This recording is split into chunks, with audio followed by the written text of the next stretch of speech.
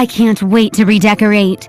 James found himself sitting across from Anna in their newly shared home, an expensive coastal bungalow he once lived in with Emily before and after they were wed.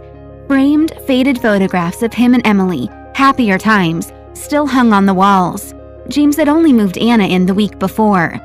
Something smells fishy in here, Anna was saying, a dismissive wave of her hand capturing her disapproval. It's probably the musty old furniture. Seriously, James, what were you thinking? It's all so early 2000s. For a girl like Anna Simmons, nothing was ever good enough to satisfy her. Similar to James, she was born with a silver spoon in her mouth.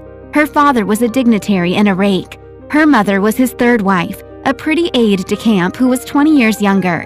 When Anna was born, her father moved on again, taking a fourth, younger wife, breaking her mother's heart and leaving her impoverished. Overcompensating for his neglect, Anna's father had then spoiled her rotten with every form of transportation imaginable, from ponies to cars and even her own sailboat. He let her do whatever she wanted without consequence. Anna grew up stunning, like a model. She was beautiful from head to toe, although she was deeply insecure and always felt ugly on the inside. James sipped his scotch, his thoughts far away. "This is where I started out, Anna, before business school," he responded absently. "Things were different back then. Shabby chic, quaint." "Quaint is not the word I'd use," Anna retorted, flipping her shiny hair over her shoulder. "Outdated is more like it." Anna continued to look around the room, her nose wrinkled in disdain. "And what's with these light fixtures?" She gestured dismissively at the Chinese paper lanterns hanging from the ceiling. "They look like they've rotted. Could that be black mold?" The criticisms stung. James remembered the day he and Emily spent hours in the antique store, laughing and joking as they decided on the decor for their first home. "The surfboard wallpaper must go first," Anna was saying, her voice echoing in James' ears. "So tacky." James focused on Emily's voice in his head, and her laughter filling the room as she unrolled the playful wallpaper years ago. "It's unique, just like us," she had said, her eyes full of warmth and love. "But worst of all," Anna prattled on, "is that couch. Have we checked it for bedbugs? It looks infested." James swallowed hard. He looked at the old leather couch, at the small dent in the middle where Emily used to love to sit.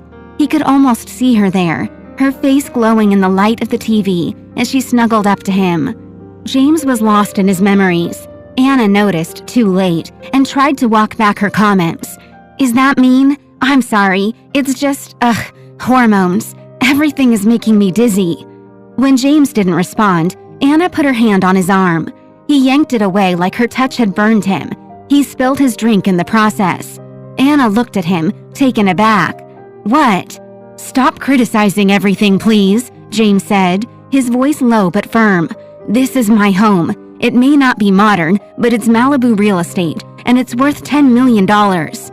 Anna's eyes were wide with surprise. "James, I didn't mean to hurt your feelings." "But you did, Anna," he cut her off. The floodgates of his emotions opened.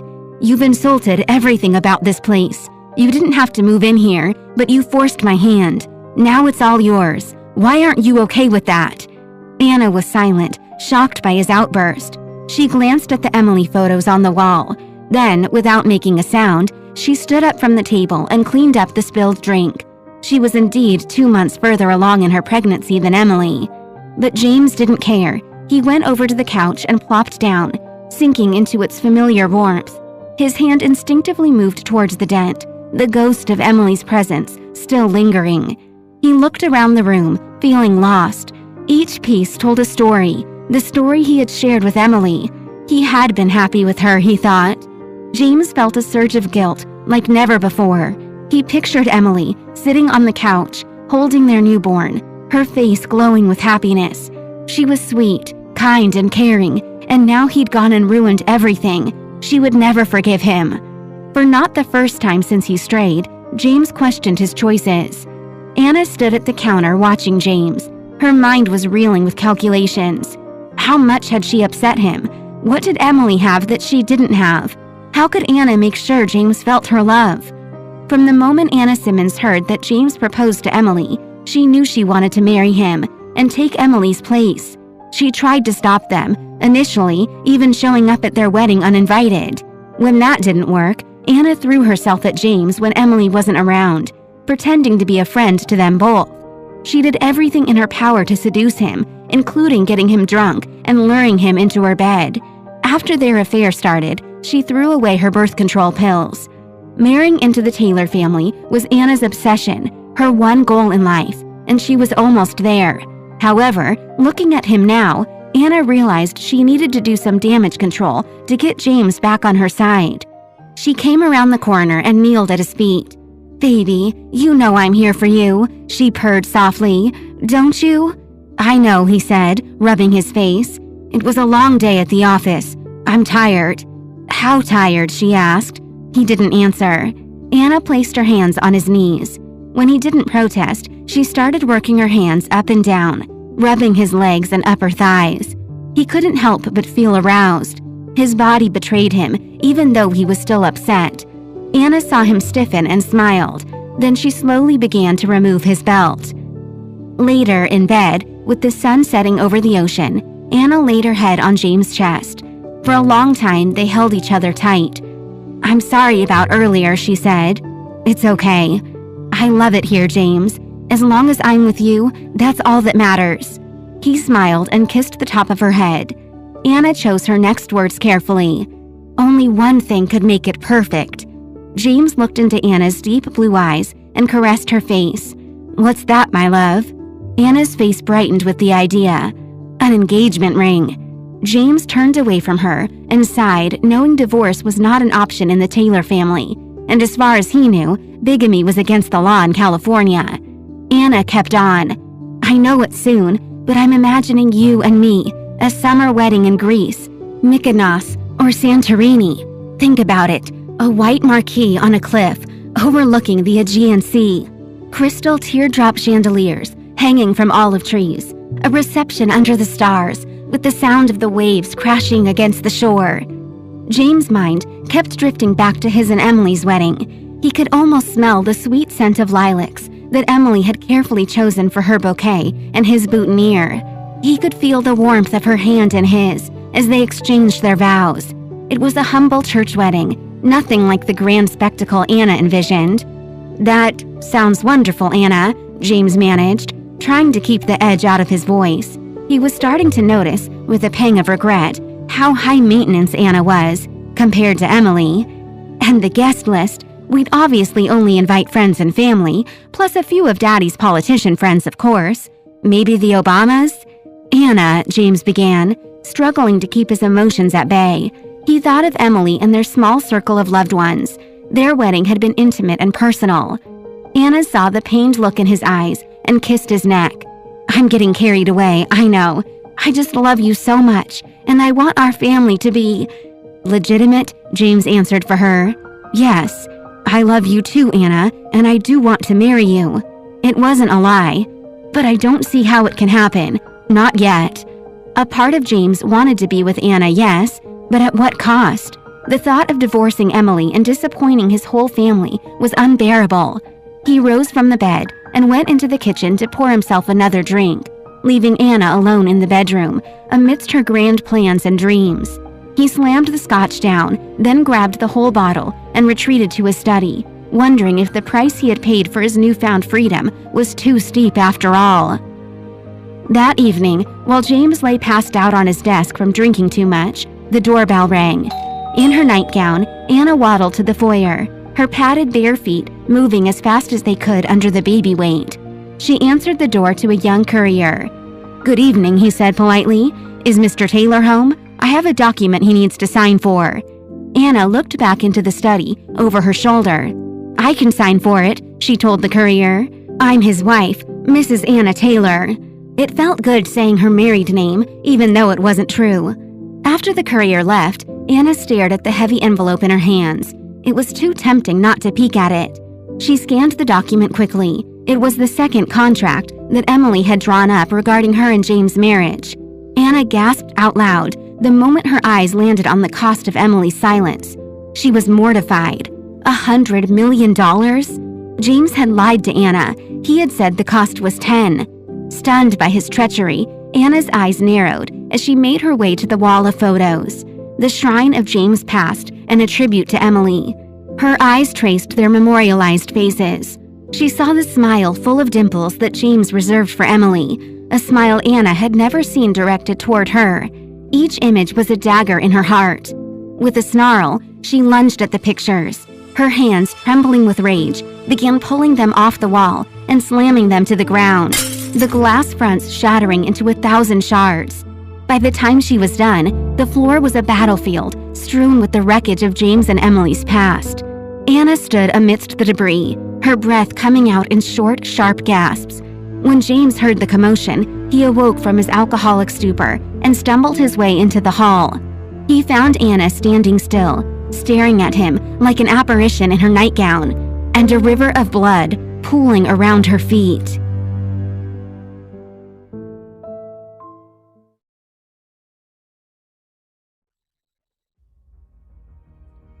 Anna stood frozen in the middle of the street, helpless as the car barreled at her. Emily sat behind the wheel with a venomous expression. Anna knew she should run, but there was no way she'd let Emily have the satisfaction. Emily would back down. She had to. So Anna glared her down as the car raced closer. She expected it to stop any minute. Any minute. Any minute. The horn sounded a warning just before. Anna jolted awake, drenched in sweat and breathing heavy. Her anger still simmered from the night before, but it was mixed with the fear her rage had uncovered. The rays of the morning sun filtered through the bedroom windows, casting a ghostly glow across the blank wall where the frames Anna had destroyed once hung. Anna sought solace in her thoughts. She was penniless when she met James, Anna hissed. She paced the length of the hall, her hand dragging against the bare wall. She brought nothing to this marriage. Why should she walk away with so much? Anna jumped. James stood in the doorway of their bedroom, his gaze following her as she paced. She waited for him to make the first move, to make her feel wanted. James knew he should say something, maybe even try to mend the tension, but words seemed inadequate, and after last night's sleep, he didn't have the energy for much more. Instead, he walked past her wordlessly. The hardwood floor felt cold beneath his feet, as if the house itself had been infiltrated by their icy silence. He stepped into the bathroom, and the chill of the tiles sent a shiver up his spine. James closed the door behind him and avoided his reflection in the mirror, undressed, and stepped into the shower. He cranked up the heat. As the hot water cascaded over him, he tried to forget the night before. Anna listened to the shower run and seethed at the wedge Emily had driven between them, even in her absence. Desperate for distraction, Anna decided to step out. A coffee shop near Emily's place beckoned her. It was a quaint establishment Emily frequented, another piece of her privileged life as a trophy wife. Anna found herself both resenting and envying the life of ease Emily had been granted, a life she aspired to secure for herself and her unborn child. Anna stepped into the coffee shop. The aroma of fresh coffee hit her senses. She ordered her latte, her gaze darting across the room. There she was, as anticipated. Emily sat at a table alone, dressed in yoga clothes. She was clearly on her way to or from a class, not a care in the world, but doing what she pleased. "Lucky bitch," Anna muttered as she approached the table. She cleared her throat, waiting for Emily to notice her. "Anna, this is unexpected." Emily's voice was guarded but polite. "We need to talk, Emily." Anna's voice was firm. "About the contract." Silence followed. Anna enjoyed Emily's surprised face. "What is there to talk about, Anna? The terms are quite clear." "It's just that," Anna hesitated, then plunged ahead. "You need to understand, Emily, that this isn't just about you and James. There's another life involved here, our child." There was another pause. "I am aware of that, Anna." "Well, then you should also be aware," Anna went on, her voice cold, "that every dollar you take is one less for my child. Do you think that's fair, Emily? That you take away from a child that has nothing to do with your failed marriage?" Emily was silent, infuriating Anna. "Did you really believe he chose you, Emily?" Anna's voice dripped with condescension as she tossed her head back, her laughter loud in the cozy cafe. How charmingly naive. Emily merely watched her from across the table, a wry smile playing on her lips. She'd seen this side of Anna countless times before, the side that grew bolder, crueler as her insecurities flared. "Remember college, Emily?" Anna continued, her smirk growing wider. "Oh, how you pined for him, watching from the sidelines as he chased me, all the while wishing he'd turn around and see you.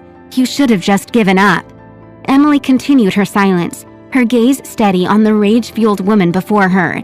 She noted the flush spreading across Anna's high cheekbones, the way her eyes flashed with anger, her slender body coiled like a snake ready to strike. "Why don't you just accept the truth?" Anna snarled, smacking the coffee table with a harsh thunk. "You're just a lucky orphan who slipped her way into a wealthy family." The harsh words hung in the air like a toxic fog, but Emily simply raised an eyebrow, her composed facade never wavering. Observing Anna's tantrum, she couldn't help but take note of the bitter envy that painted Anna's features a grotesque shade of green, a stark contrast to her usual rosy complexion.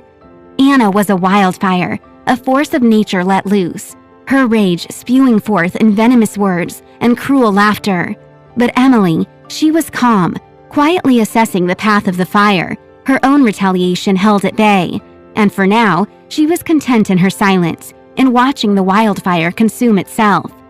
"The fact is, Emily," Anna hissed, her voice bitter, "you brought no wealth into your marriage with James, and in my opinion, that entitles you to nothing." Emily quirked a brow, her lips twitching with a suppressed smile. She looked down at her cup, idly swirling the last dregs of her coffee. "Is that so, Anna?" she asked, her voice a low purr. "You're making quite the assumption, darling." Emily reached up to her neck, her fingers touching a pendant that hung there.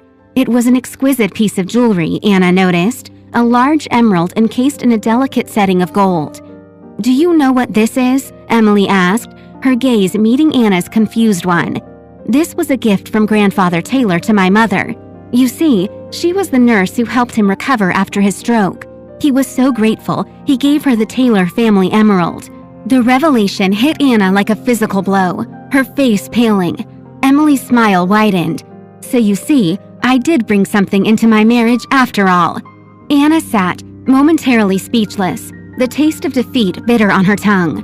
But Emily didn't stick around to gloat. "I have to go," she said lightly, standing and leaving a small tip on the table. "Nice to see you, Anna." And with that, Emily walked away, leaving a fuming Anna in her wake. She hadn't taken more than a few steps when she heard Anna shout behind her, "You won't get away with this, Emily!"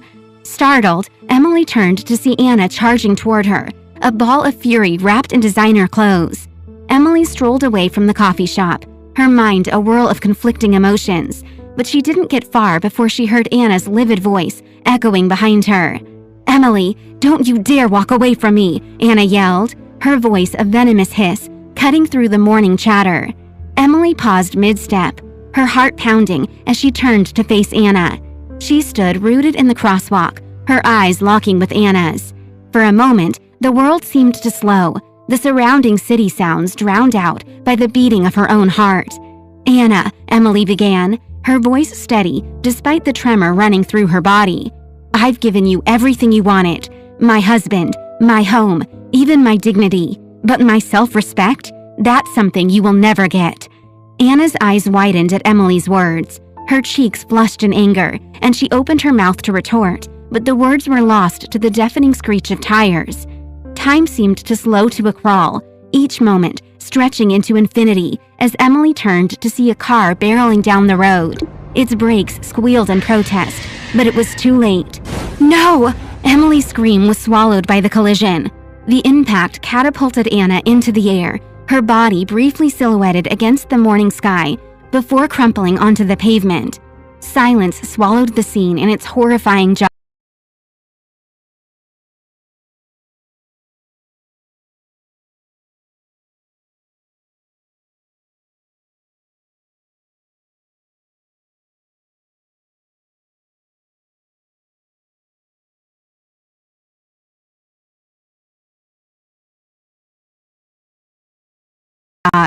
Only to be broken by the stunned gasps and horrified cries from the surrounding crowd. Emily stood in the center of the crosswalk, her eyes wide in disbelief, her hands shaking. Anna's body lay just feet from her, unmoving, a cruel twist to their heated confrontation. Emily took a step back, her heart pounding in her chest as she looked down to dial 911. Anna's blood was splattered across her phone, her shirt, and pooling around her feet on the pavement. As the sirens echoed in the distance, a cacophony of voices rose around Emily, the stunned crowd recounting their version of the unfortunate incident. "Did you see that? She just bolted out into the street," one witness exclaimed, a young woman with her hand clamped over her mouth in shock. "No regard for the lights," an older man chimed in, shaking his head in disapproval. The driver of the car that had hit Anna stumbled out of his vehicle, his face twisted in a mix of shock, anger, and panic. His steps were slightly unsteady, and his words came out in an angry slur. "Look at what she's done to my car," he bellowed, pointing an accusing finger at Emily. "Who's going to pay for this?" Emily stared at him, her mind too numbed by the spectacle to react to his misplaced outrage. As he approached her, the sharp smell of alcohol washed over her. "You," he jabbed a finger at Emily, his speech slurring further. "She was chasing after you. This is your fault." Emily found her voice, rising above the chaotic scene. "Your fault," she shot back, her voice trembling with a mix of anger and fear. "You're drunk. You hit her." The driver's face turned a livid red, and he opened his mouth to respond. But before he could, the shrill wailing of sirens cut through the heated exchange. Within moments, the scene was swarming with paramedics and police, their blue and red lights painting a surreal portrait of the tragedy that had unfolded. As the professionals took over, Emily stood back, her heart pounding in her chest. The driver was pulled aside by the police. Emily watched as the paramedics lifted Anna's unmoving body onto a stretcher, a cold dread settling in her stomach. Emily was left to wait in the rapidly gathering crowd for the wail of sirens, her mind filled with haunting images and the echo of Anna's furious vow. "You won't get away with this, Emily." She wondered bitterly if she already had. Just then, an officer approached her, pulling her from her thoughts. "Do you know this woman?"